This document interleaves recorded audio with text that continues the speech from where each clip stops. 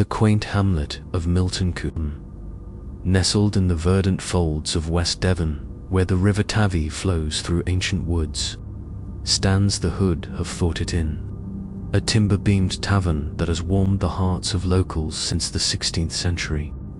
Its low ceilings and flagstone floors whisper tales of bygone days, but it is the inn's spectral residents who lend it an air of timeless mystery. Two ghosts are said to haunt its shadowed corners: Abe Beer, a former landlord whose spirit lingers in the taproom, and a phantom Cavalier, a dashing figure from the Civil War era who occasionally rings for service, his unseen hand tugging at the threads of the past. The story of Abe Beer begins in the early 1800s, when he took over the dHaveThoughtIt Inn with ambitions as hearty as his laugh.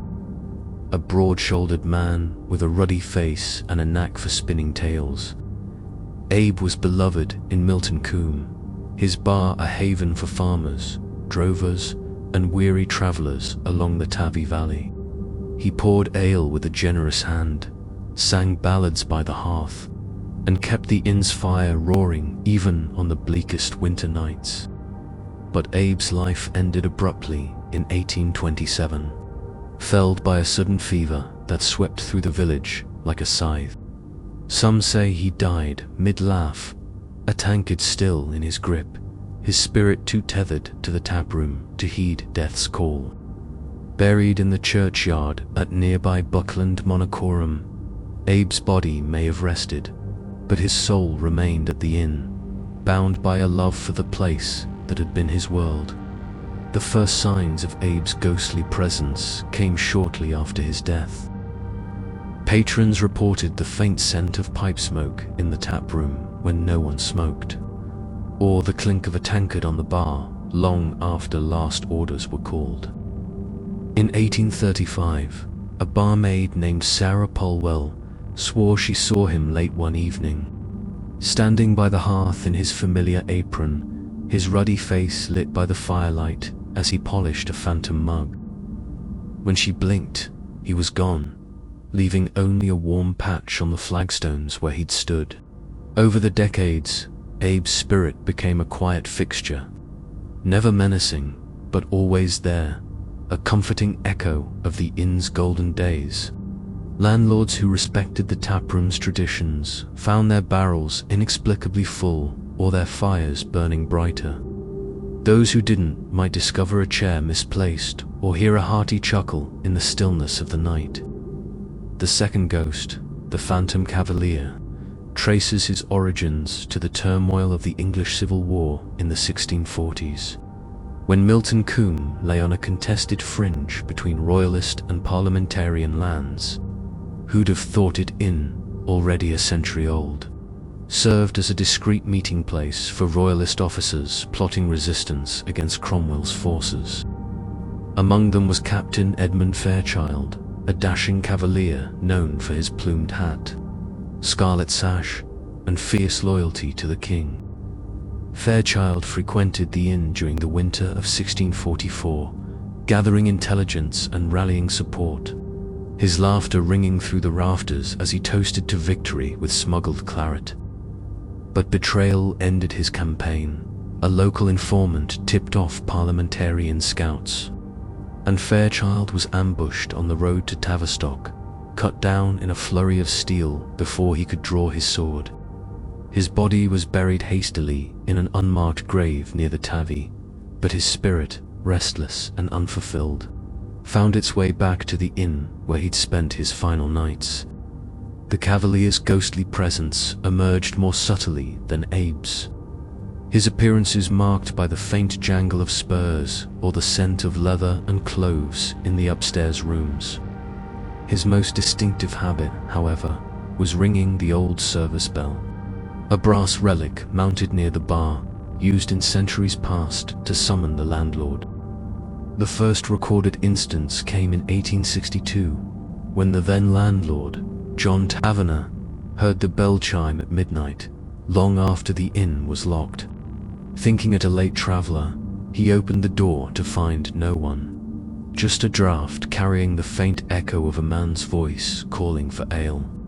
Since then, the Cavalier has rung the bell sporadically, always late at night, as if expecting service in a world that has forgotten his cause. In 1923, a guest staying in the inn's oldest room woke to the sound of boots pacing the corridor, followed by the bell's sharp clang.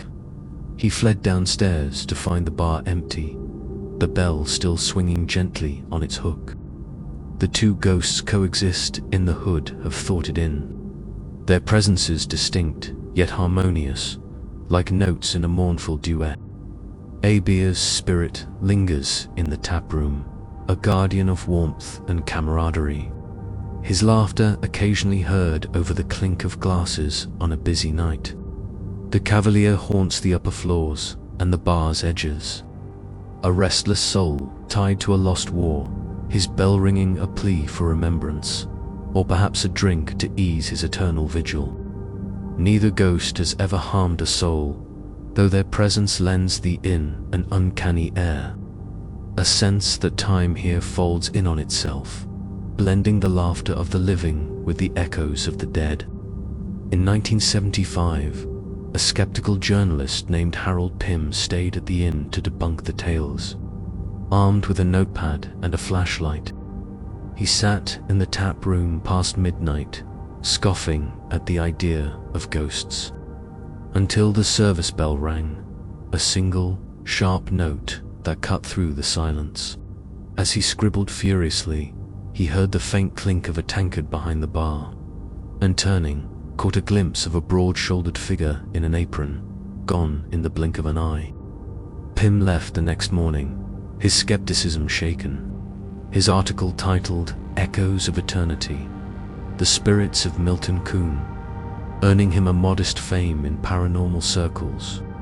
Today, the Hood of Thought It In remains a cherished haunt for locals and visitors alike, its hearth burning as brightly as in Abe Beer's day, its walls still echoing with the faint jangle of the Cavalier's spurs.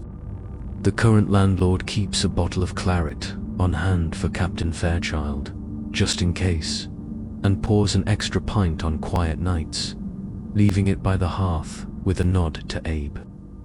On winter evenings, when the mist creeps up from the Tavy and the firelight dances on the beams, patrons might hear the service bell chime softly, or catch a whiff of pipe smoke where none burns.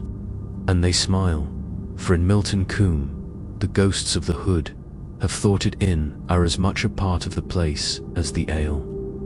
Their stories poured out with every pint, keeping the past alive in the amber glow of the tap room. Many thanks for treading this tale's dark path. If its chill gripped you, like, follow, subscribe, and comment below.